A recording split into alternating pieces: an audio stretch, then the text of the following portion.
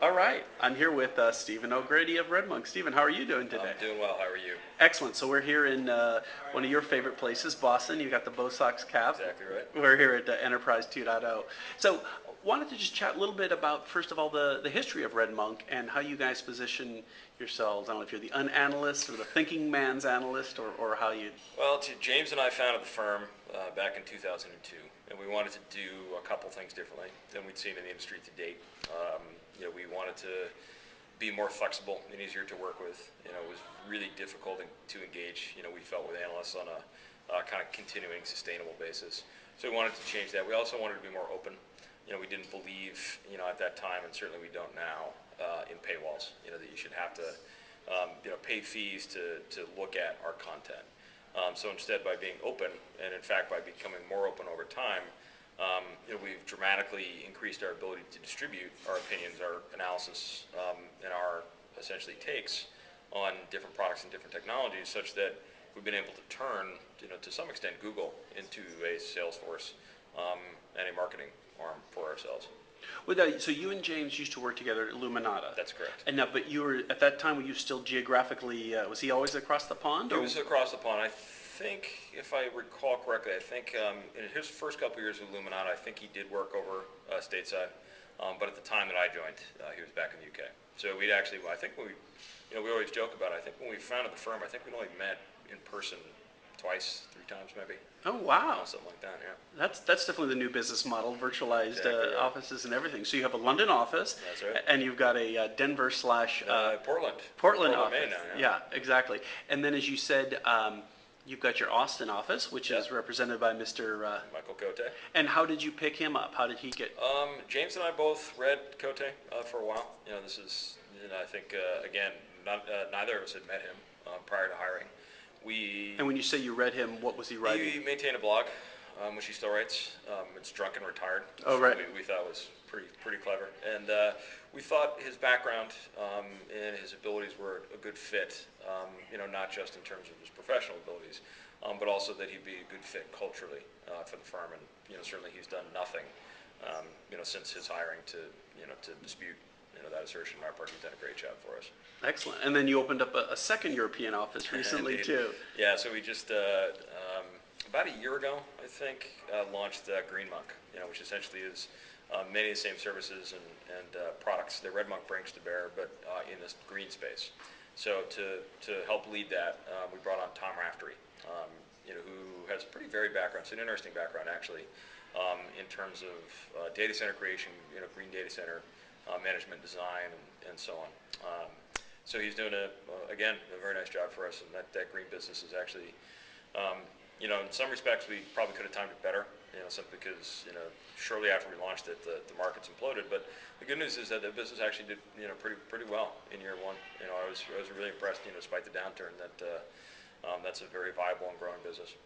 So, and speaking about growing businesses, when you think about potentially growing your own, you and I chatted about this a little before, do you think of bringing in sort of more peer-type people? Do you think of bringing in maybe some junior people to help you all out? What would you think about that? Well, as James can tell you, and as James actually regularly complains, I tend to hire very slowly and very organically. I'm not going to bring somebody on unless I'm sure that we can support it from a revenue perspective, and we can support that person through the necessary growth. Because really, even for established analysts, there is an adjustment period, in terms of getting used to our clients and having our clients get used to the new analyst and so on, and that takes time. So there is a ramp up. I don't care how experienced you are.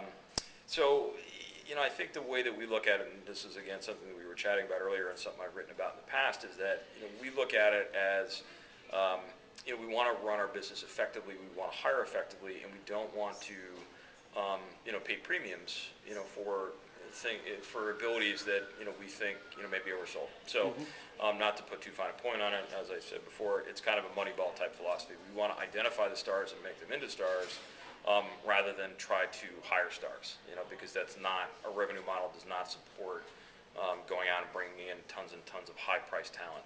We don't feel, frankly, that that's a model for sustainable success over the longer term. So it wouldn't be a Bo Sox model. It would be a No, the Red Sox have done a really nice job of revamping their farm system. We see the fruits of that right now. With real good low cost talent that's produced by the system. That's kind of exactly the model we'd like to emulate. Oh, excellent! I like that. So you've got a pretty impressive list of clients, and maybe you could just rattle off a few. And then the other thing I'm interested in. Was there one or two that you start off with that really helped you guys from the beginning? In other words, some company that took Yeah. So I think we work with really a really pretty good spectrum of firms. So in other words, if we think about the lamp stack, we've done work with folks in pretty much every aspect of less so on the Apache side, although we've worked. We've done speaking gigs on behalf of the Apache Foundation a couple times. We've done some work with them. But we work with clients certainly in the Linux space, Canonical and Red Hat. MySQL, certainly prior to the acquisition by Sun, was a customer of ours. And then in PHP, Zend is a customer of ours. We've done a lot of work with them. All the way up to some of the biggest names, in the industry. So, the Dells, the HPs, the Adobes, the IBMs, again, Sun, prior to its acquisition. Pending acquisition, I guess I should say, is a customer. And really, it kind of, what we do for them obviously varies. Guys, you might imagine a smaller company has very different needs than a much larger company. But in terms of the companies that have been around, it was really, I think the two that I would point to would probably be IBM and Sun. They were our longest tenured clients, and for many years our biggest clients. And we've really done a lot of work over the years for them in a variety of different capacities and some fairly strategic projects for both firms. So they've been good to us, and hopefully we've been good to them. Excellent. And what's the thing that you're excited about most, either within Red Monk or within the industry right now? What I'm excited about most? I guess I would just have to say that from a business standpoint, we're in pretty good shape.